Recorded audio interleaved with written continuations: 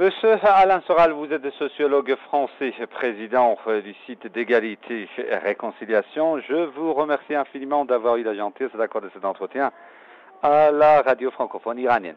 Monsieur Soral, on s'approche de la date du 11 septembre 2001. La question qui se pose actuellement est de savoir pourquoi une décennie après ces événements, toute la lumière n'a pas été jetée sur cela. La version officielle américaine en 2001 a été le fait que c'était l'œuvre des talibans, du réseau d'Al-Qaïda, et cela a servi d'un bon prétexte pour les États-Unis pour lancer une guerre tout d'abord contre l'Afghanistan et ensuite contre l'Irak. Mais comment se fait-il que on ne connaît pas encore la vérité sur les attentats du 11 septembre 2001? Bon, je pense que les gens qui s'intéressent à la question sérieusement ont eux-mêmes la réponse. Je pense qu'on ne connaîtra jamais vraiment, la réalité de cet attentat quant à ses commanditaires, exactement comme on ne saura jamais très bien les commanditaires de la mort du président Kennedy, vous voyez. On sait que la version officielle ne tient pas la route, ça c'est assez facile à démontrer. Ça a été d'ailleurs ça a été d'ailleurs dit par beaucoup de personnalités dans le monde, hein, des ministres, des gens très importants, pas seulement des complotistes adolescents sur Internet, hein, des anciens présidents, des anciens ministres, des hauts fonctionnaires, aux États-Unis des cadres, des services, de l'armée, etc. On sait aussi que des associations d'architectes, de pilotes de chasse de ligne, etc. démontrent que la thèse officielle est physiquement impossible. Donc là-dessus, je pense qu'il n'y a pas de doute, la version officielle ne tient pas. Après, de savoir ce qui s'est passé, ce qu'on peut dire quand on s'intéresse sérieusement à la question, c'est c'est un attentat d'un tel niveau de sophistication qu'il implique forcément des services de très haut niveau et très implantés à l'intérieur même des États-Unis. Donc je pense que de là à dire que c'est une opération sous faux drapeau menée par par ce qu'on appelle l'État profond, ce que j'appelle moi l'Empire, hein, la coalition impériale, il n'y a qu'un pas qu'on peut franchir sans trop de risques. Hein. C'est pour ça que je pense que, sauf s'il y avait une révolution mondiale ou qu'il y a une révolution aux États-Unis, on n'apprendra jamais vraiment ce qui s'est passé parce que la vérité serait beaucoup trop explosive pour pouvoir être exposée au public.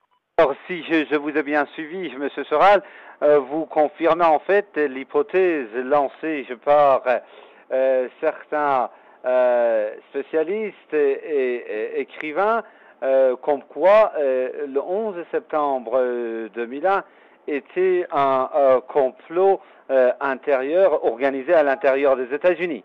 Oui, puisqu'on sait, quand on étudie les théoriciens néoconservateurs, qu'il y avait un projet de redécoupage du Moyen-Orient et qu'il fallait pour ça le justifier comme une défense et une réaction à une attaque terroriste, et qu'en fait ce projet avait déjà été scénarisé, théorisé dans des écrits qui remontent à 10 ans avant les attentats par des maîtres à penser néoconservateurs.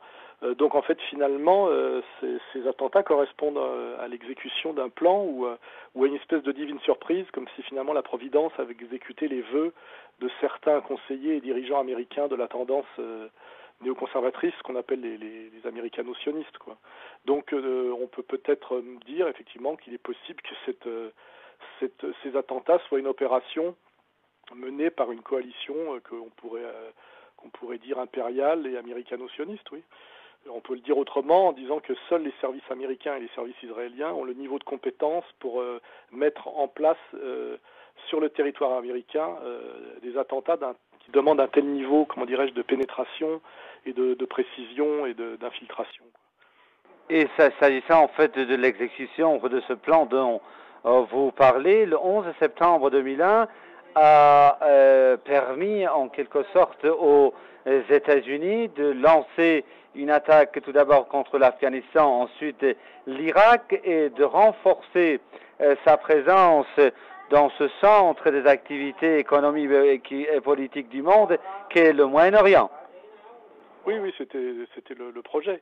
C'était de justifier aux yeux du peuple américain, parce que c'est le principe de la démocratie, c'est qu'on doit faire la guerre pour le bien et qu'il faut amener l'opinion publique par des manipulations médiatiques et je dirais même policières à adhérer au projet. Donc en fait, effectivement, pour que les Américains valident ce qui était comment dirais-je, de l'impérialisme et du néocolonialisme, il fallait que ça passe pour une défense contre effectivement une menace extérieure, et c'est là qu'on a monté toute l'histoire d'Al-Qaïda.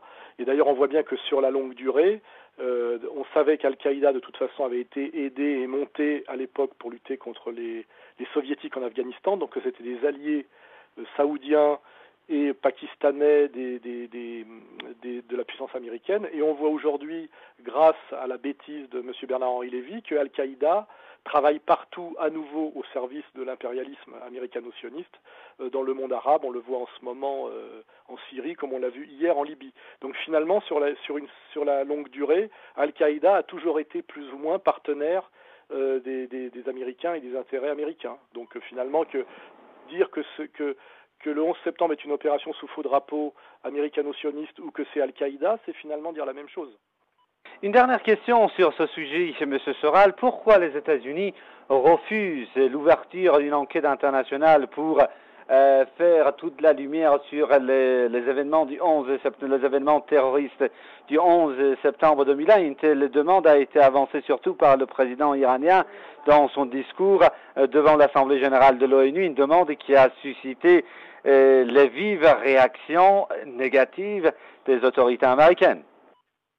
Je pense que la question comporte sa réponse, parce que si réellement on nommait une commission indépendante qui allait chercher et qui déjà pointerait toutes les contradictions de la version officielle, on arriverait très vite aux conclusions que je vous ai exposées, c'est-à-dire qu'une telle opération ne peut pas s'expliquer par une série de dysfonctionnements incroyables, parce que pénétrer le territoire américain avec des avions détournés pour créer, je crois, 4 attentats simultanés, dont un sur le Pentagone, le lieu le plus sécurisé du monde et le plus filmé du monde, c'est totalement au-delà des moyens d'un petit groupe terroriste islamique. Donc si des chercheurs indépendants avaient travaillé en pleine lumière, pas comme ils le font d'ailleurs sur Internet ou à titre privé, il aurait explosé cette bombe à la face du monde, que c'était un inside job.